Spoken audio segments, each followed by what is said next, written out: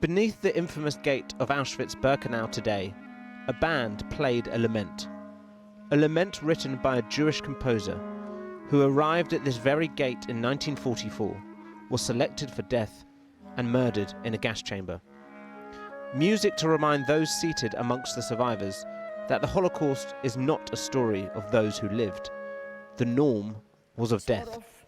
6 million Jews murdered, nearly 1 million of them at Auschwitz. On an icy, windy day, I stood and watched helplessly as little girls from the nearby barrack were marched away crying and shivering to the gas chamber. Is my barrack next? I silently wondered. I thought that we all have to die, that it was normal. If you're a Jewish child, you have to die. Among the remaining 56 survivors here, 98-year-old Marian Tursky. Once treated as subhuman by the Nazis on this very ground, now he could call on the leaders of the world to stand and offer their silence. Kings and presidents were here not to speak, but to listen and light candles as they were warned about the lessons of history. I repeat, therefore, be attentive and be vigilant. We, the survivors, we understand what the consequences of being considered different is: active persecution, the effects of which we have personally experienced on our own skin. So let us be very serious. Let us take seriously what the enemies of democracy preach. 80 years ago, this was the scene that greeted Soviet soldiers at Auschwitz-Birkenau. Survivor and writer Primo Levi wrote, "If I could enclose all the evil of our time in one image, I would choose this: an emaciated man, with head dropped and shoulders curved, on whose face and in whose eyes not a trace of a thought is to be seen." Auschwitz was the culmination of Nazi ideology, brutality and depravity. And in trying to comprehend the sheer scale of the Holocaust, we must also remember the murders that took place outside of the concentration camps. The hundreds of thousands of Jews who died of starvation and famine in the ghettos. The more than 1 million who were shot dead in mass executions by the Nazi death squads. 6 million stories of evil. 6 million reasons to say never again. In fact, a lot more happened than I can ever tell. So there are some things you... Well, some things I can't repeat. I never repeat how my mother and sister were killed. Yeah. Marla Tribich knows every aspect of Nazi evil. She experienced the ghetto, the mass shootings, the camps. A survivor of Bergen-Belsen, she lost her mother, father and sister. I was a young girl and I remember the fear.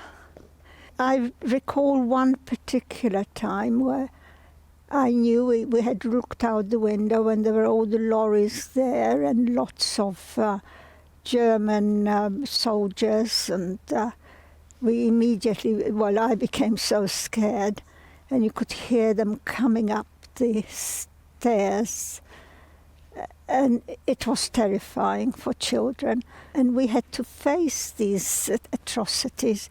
We actually couldn't avoid them. Marla is the only British Holocaust survivor at today's commemoration. The task is to keep their memories alive and remind future generations this was not just about one country's pursuit of annihilation, but a collective failure of Europe to prevent genocide. The Holocaust did not happen in one particular place. Understanding the breadth of where the Holocaust reached, of where this all took place, helps us understand that it didn't happen somewhere else to somebody else, committed by somebody else. Actually, it's our history. Jews from France to Norway to Greece were sent to their deaths here, a transnational crime, a reminder amidst transnational rises in populism, the far right and anti-Semitism. This was morning at Block 11 in Auschwitz.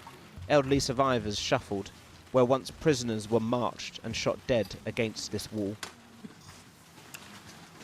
Does it ever get any easier coming back to places like this? No. It kind of stirs it up a bit. But I often think about it, obviously. It's part of my life.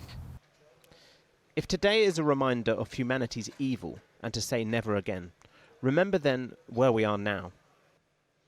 Because it was a Soviet battalion made up not just of Russians, but Ukrainians too, who liberated Auschwitz. And it is the Russians who are not invited. Instead, it is the Jewish president of Ukraine who is now the symbol of resistance against authoritarian extremism, and who was applauded as he lit a candle in memory. The remembrance of the past is one thing. The lessons learned from it, something different entirely. Kieran Woodley with that special report from Auschwitz. Well, earlier I spoke to the German ambassador to the UK, Miguel Berger, and I asked how Germany can keep remembering such an important day when those who witnessed it are dying out. Yeah, Matt, I think, as you say, it's a very important day, 80 years since the liberation of the Auschwitz extermination camp. And in Germany, we have, over the years, built up really a culture of remembrance, which means not only to accept Germany's historic responsibility for the Nazi atrocities and crimes, but also to work towards a better future, in the sense that we want to stand up for democracy, for rule of law, for human rights, not only in Germany, but everywhere. We'll get to those universal values in a minute, but just on the Holocaust itself, although Germany has been teaching school children and the public has been educated about the horrors of the Holocaust, the statistics today are quite alarming, aren't they? I think 1 in 9 children didn't even know there was such a thing as a Holocaust. A quarter can't name a single concentration or extermination camp. That wasn't part of the plan, was it? Yeah, you are right, Matt, that it is in the sense that the survey shows that it's a constant work to educate new generations, and the survivors have played a very important role, because there is nothing as to listen to a survivor, his individual story about the horror they went through. And now that regrettably the memory of the survivors is fading away, we need to find new ways for education. But Matt, on the other side, let's see that 8 out of 9 Germans know about the Holocaust also gives me some hope. But it will be a continued task of education, not only in Germany, I think in many other countries too. I wonder to what extent the remembrance of the Holocaust is also complicated by the political landscape in Europe, but especially in Germany. Is there a danger that Holocaust denial is creeping into German politics?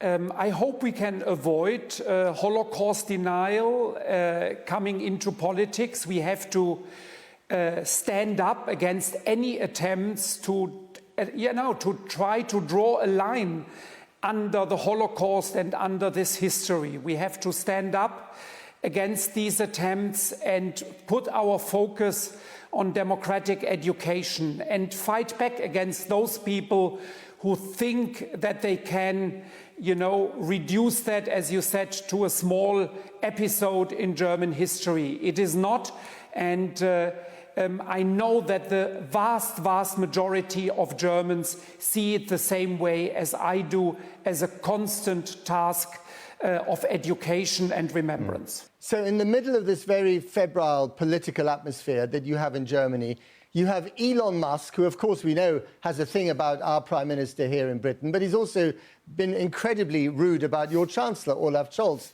and has been campaigning openly for the AfD to win these elections in an extraordinarily brazen way. What is your message tonight to Elon Musk? Let me say about,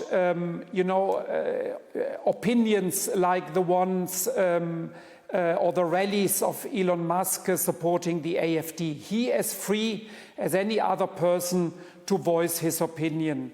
The concern in German politics, and I think in others too, is when algorithms are manipulated or are used to strengthen and to reinforce hate messages or conspiracy theories or favoring one political party over others. If that would happen, then we would see this as an interference in our democracy and in our electoral system.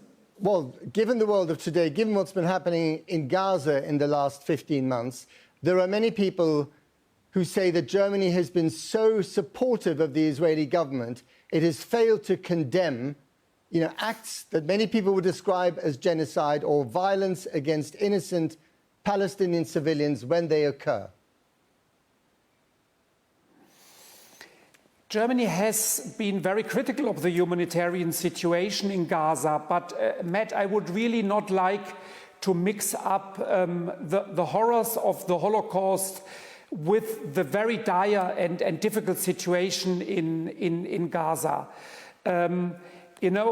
Germany, for us in Germany, it has been so important to see that Jewish life has come back to our country.